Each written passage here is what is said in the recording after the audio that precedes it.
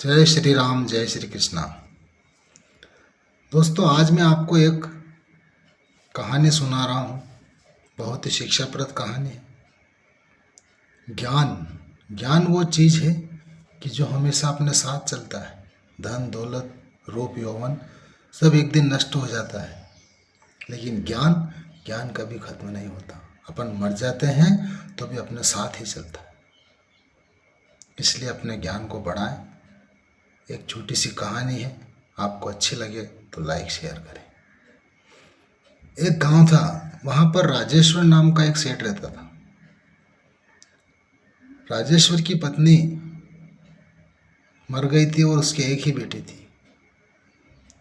राजेश्वर और उसकी बेटी दोनों आराम से रहते थे। राजेश्वर जो था वो व्यापारी था। वो अन्य शहरों में जाकर अपना माल बेचता था। एक दिन राजेश्वर अपने पास ही के शहर में गया अपना माल बेचने। वहाँ वो अपना माल बेच रहा था। माल का मतलब यह है कि सोने चांदी हीरे जवाहरात का व्यापार करता था। कभी आप ये सोचे कि वो माल बेचता था और आखिरी तक अपने मन में ये जिज्ञासा रह जाए कि यार क्या माल बेचता था। तो वो हीरे जवाहरात का व्यापारी था। तो वो अपना माल किसी अन्य शहर में बेचने गया।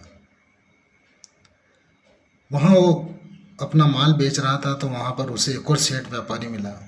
उसने उससे जय श्री कृष्णा कहा। तो उस व्यापारी ने कहा, आप कहाँ के रहने वाले हो? राजेश्वर ने पास ही के गांव सीतापुर का नाम बता दिया कि मैं सीतापुर का रहने वाला हूँ, हीरे जवाहरात का व्यापारी हूँ और यहाँ पर व्यापार करने आया हूँ। तो वो व्यापारी बोला, अरे मैं भी तो व्यापारी हूँ, क्या तुम मेरे साथ व्यापार करोगे? तो राजेश्वर बोला, अरे मैं तो व्यापारी हूँ, व्यापार तो मेरा कर्म है, जरूर जरूर, क्यों नहीं करे। तो उस व्यापारी ने कहा, अरे भाई, मैं आप जैसे सोने चांदी हीरे का व्यापार नहीं करता हूँ, मैं तो ज्ञान का व्यापार करता हूँ, प्रश्नों का व्यापार करता हूँ।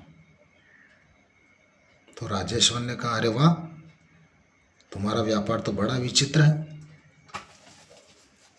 तो क्या तुम मेरे साथ व्यापार करना पसंद करोगे? राजेश्वर ने कहा, पहले आप मुझे अपने व्यापार के बारे में समझाइए। तो वो व्यापारी बोला, मैं तुमसे 4 प्रश्न करूंगा।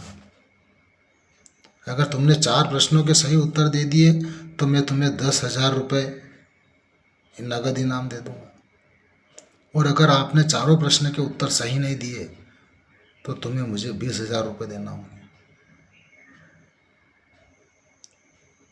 तो राजेश्वर ने सोचा, अरे वाह, आज तो बड़ा सस्ता सौदा हाथ लग गया है। 4 प्रश्नों के जवाब में अपने को 10,000 रुपये मिल रहे हैं। 2,500 रुपये का एक प्रश्न है। उसने कहा, ठीक है, तुम प्रश्न करो, मैं उनके जवाब देने के लिए तैयार हूँ। तो उस व्यापारी ने राजेश्वर से 4 प्रश्न किए कि इस संसार में कितने यात्री हैं,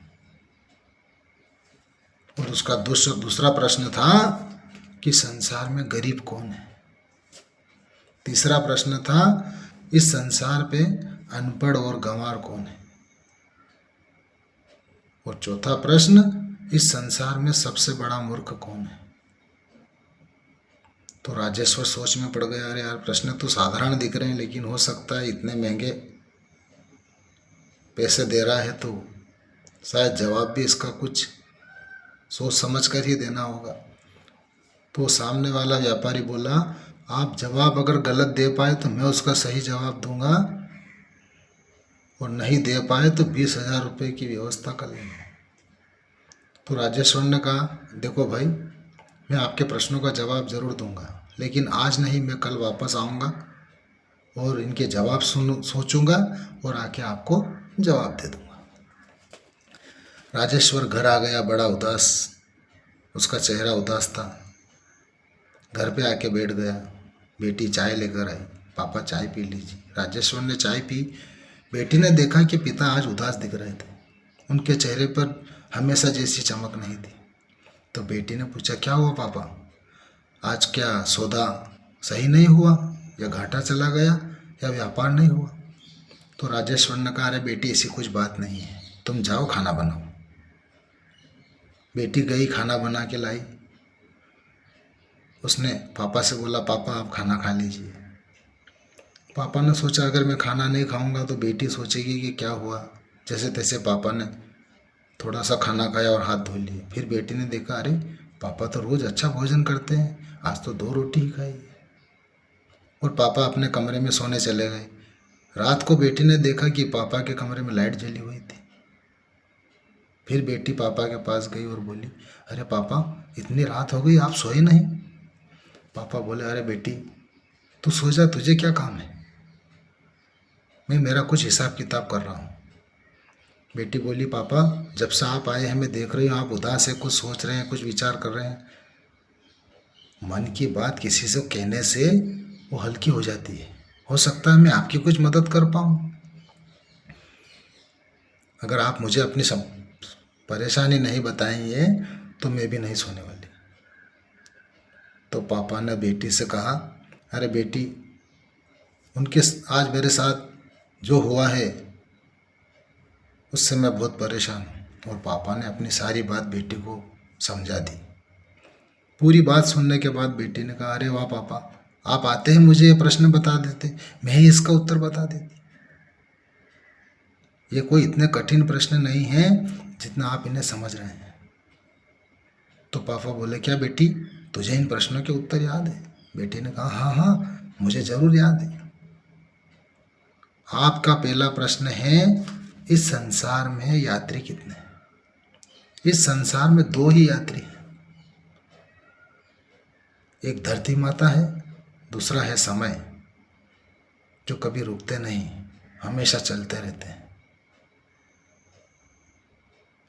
पिताजी बड़े हैरान हो गए, अरे वाह बेटी तूने तो बहुत अच्छा जवाब दे दिया। पापा का दूसरा प्रश्न था, इस संसार में सबसे गरीब कौन है? तो बेटी बोली, पापा इस संसार में सबसे गरीब हमारी गौ माता है, जिसे हम जैसे चाहो रख लो, मारो कूटो, वो कभी मुंह से कुछ नहीं बोलती है, हमारा भला ही करती है। तो भला गौ माता से गरीब कौन हो सकता है? तो पापा ने तीसरा प्रश्न किया, इस संसार में अनपढ़ और गंवार कौन है? तो बेटी बोली, अरे पापा इस संसार में अनपढ़ और गंवार अभिमानी व्यक्ति है, घमंडी व्यक्ति है। क्योंकि वो अपने घमंड में और अभिमान में ये भी भूल जाता है कि मुझे जीवन में क्या निर्णय लेना है, क्या काम करना है। जब उसका परिणाम आता है तो पछताता है। तो वो अनपढ़ भी है और गंवार भी है, उसे कुछ दिखाई नहीं देता है, और जब दिखता है तब बहुत देर हो चुकी होती है। राजेश्वर को 3 प्रश्नों के जवाब मिल चुके थे। वो बड़ा खुश हो गया था, अरे वाह बेटी, मुझे क्या मालूम था तुम इतनी समझदार हो गई हो।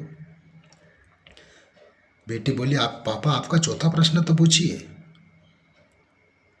पापा ने कहा, बेटा इस संसार में सबसे बड़ा मूर्ख कौन है?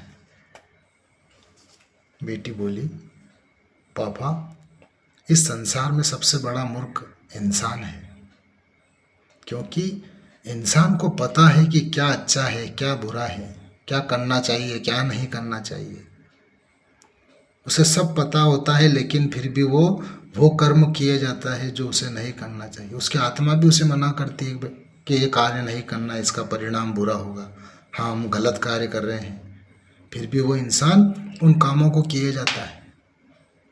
तो उससे बड़ा मूर्ख कौन हो सकता है?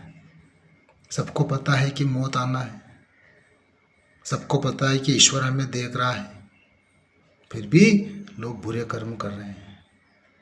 तो सबसे बड़ा मूर्ख इंसान है। राजेश्वर को उसके चारों प्रश्नों के जवाब मिल गए थे। वो बड़ा प्रसन्न होकर सो गया। दूसरे दिन उसी शहर गया, उसे वहाँ वही व्यापारी मिला। उसने उसे चारों सवालों के जवाब दिए।